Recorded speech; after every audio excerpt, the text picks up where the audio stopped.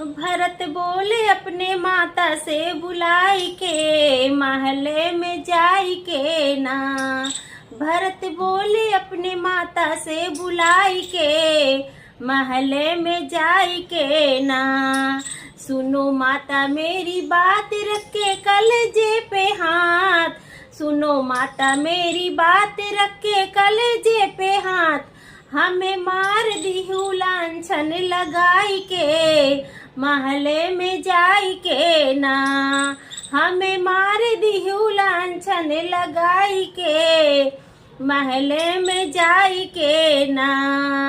भरत बोले अपने माता से बुलाई के, महले में जाई के ना।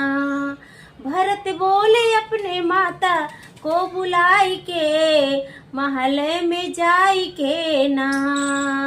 महले में जाई के ना।